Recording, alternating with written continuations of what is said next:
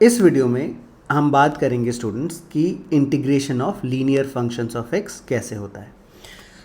सबसे पहले हम ये समझ लेते हैं कि लीनियर फंक्शन ऑफ एक्स होता क्या है। ए एक्स प्लस पी इस फॉर्मेट में जो कोई भी एक्सप्रेशन रहता है हम इसको कहते हैं linear function of x. For example, अगर हमने कंसिडर किया 2x plus 3, so this is a linear function of x. हमने कंसिडर किया root 3x minus 5, this is a linear function of x. हमने लिखा half x minus 1/5, this is a linear function of x. मतलब basically there is some constant into x plus b। इस तरह के expression को हम कहते हैं लीनियर फंक्शंस ऑफ एक्स। तो इस वीडियो में हम क्या डिस्कस करने वाले हैं कि integration of linear functions of x कैसे होता है। तो बेसिकली हम एक दो क्वेश्चन करेंगे और फिर हम इसका एक जनरलाइज्ड रिजल्ट समझेंगे कि इस तरह के क्वेश्चन आने पे हम करते क्या हैं। तो let us look at the first question. तो हमारा फर्स्ट क्वेश्चन ये है, integral of ax plus b का पावर n dx। ये है हमारा क्वेश्चन। तो हम यहाँ पे क्या करने वाले हैं, let us try and understand कि इसका सोल्यूशन कैसे आता है। तो हमने सबसे पहले क्या किया, we put ax plus b is equals to t। ये हमने t पुट कर दिया और अगर हम इसको डिफ्रेंशिएट करेंगे तो ये क्या आ जाएगा, a is equals to dt over dx। और अगर हम इसको dx को लेफ्ट साइड लेके जाएंगे तो ये क्या बन जाएगा, a dx is equals to dt। And from here हम लिख सकते हैं dx जो है ना ये आ जाएगा 1/a इंटू dt।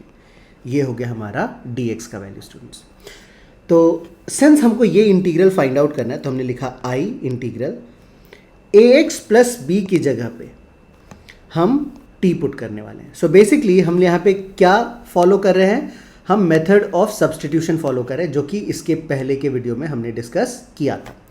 तो अगर हमने ax प्लस बी को t पुट किया तो ये आ जाएगा t का पावर n इंटू dx के बदले हम लिखेंगे 1/a dt। Now students remember, last lecture में हमने पढ़ा था कि अगर इंटीग्रल में कोई कांस्टेंट रहता है ना, यहाँ पे क्या है कांस्टेंट 1/a, तो उसको हम इंटीग्रल के बाहर निकाल देते हैं। तो ये क्या बन जाएगा, ये बन जाएगा therefore integral i is equals to 1/a integral t raise to n dt। और ये एक बहुत ही सिंपल सा इंटीग्रल है, हम जानते हैं ये हो जाता है 1/a इंटू टी का power n+1 upon n+1 and then we have constant of integration c। तो ये हो गया। तो अगर हम फाइनल रिजल्ट लिख लें तो फाइनल रिजल्ट हो जाएगा हमारा 1/a, t का वैल्यू है ax प्लस बी, तो ax प्लस बी का power n+1 upon n+1 plus c। So this is the final result. So students मैं भी यहाँ पे क्या सजेस्ट करूँगा ना कि इस क्वेश्चन को हम हाईलाइट कर देते हैं। इस क्वेश्चन को हमने हाईलाइट कर दिया और इस आंसर को हाईलाइट कर दिया। हम इसको विजिट करेंगे वापस जब हम और भी एक दो एग्जांपल्स कर लेंगे और फिर हम एक रिलेशन एस्टैब्लिश करना चाहेंगे इस तरह के क्वेश्चंस को इंटीग्रेट हम कैसे करते हैं। I hope this is clear. तो let us go to the next page और अब हम एक क्वेश्चन करते हैं। फॉर एग्जाम्पल यहाँ पे है हमारे पास इंटीग्रल ऑफ साइन ऑफ या फिर लेट अस से cos of ax plus b dx। ये हमारा क्वेश्चन। तो अगेन हमने यहाँ पे क्या देखा कि जनरली अगर हमारा question integral of cos x dx रहता तो हम इसका answer directly sine x plus c कर देते। ये तो बहुत ही आसान सी बात है। लेकिन x की जगह पे ना हमको एक लीनियर फंक्शन ऑफ x दिख रहा है। तो अब हम क्या करते हैं, हमने अपना मेथड ऑफ सब्सटीट्यूशन जो है हमारा उसको हम फॉलो करते हैं और देखते हैं इसका आंसर क्या आता है। तो जैसे हमने लास्ट टाइम किया था, हमने पुट किया put ax plus b is equals to t. तो इससे क्या आ जाएगा, a dx is equals to dt and therefore dx is basically equals to 1/a dt।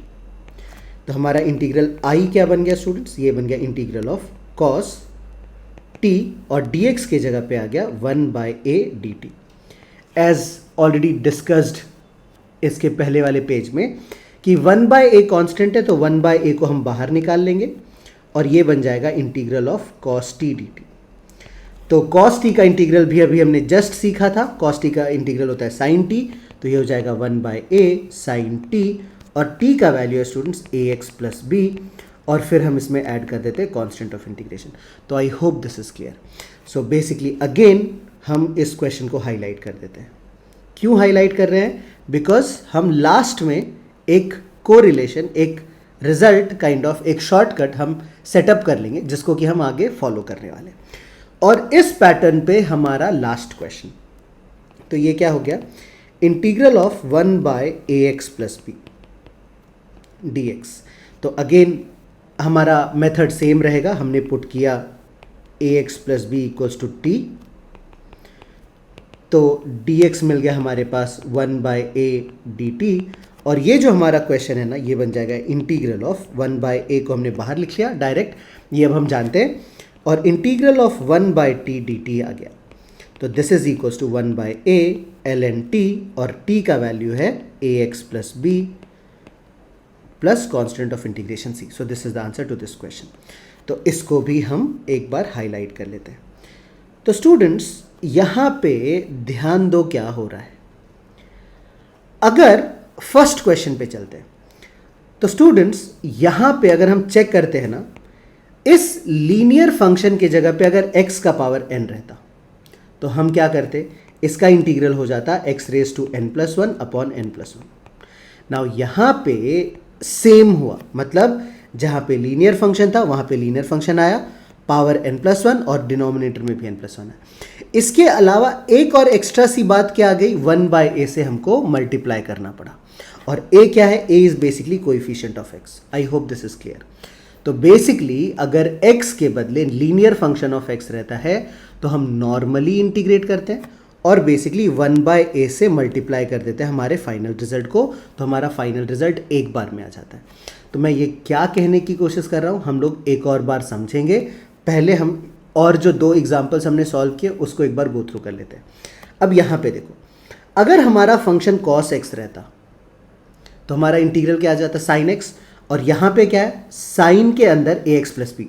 तो जो लीनियर फंक्शन था ना वो वैसे का वैसा रह गया, और सिर्फ x के कोएफिशिएंट से हमने इसको 1/a से मल्टीप्लाई कर दिया। सिमिलरली लास्ट क्वेश्चन में हम क्या देख रहे हैं कि अगर 1/x रहता यहाँ पे तो हमारा आंसर क्या आ जाता, log x, लेकिन x के बदले अगर ax प्लस बी था तो x के जगह पे ax प्लस बी आया और बाहर 1/a आ गया। तो I hope this is clear students.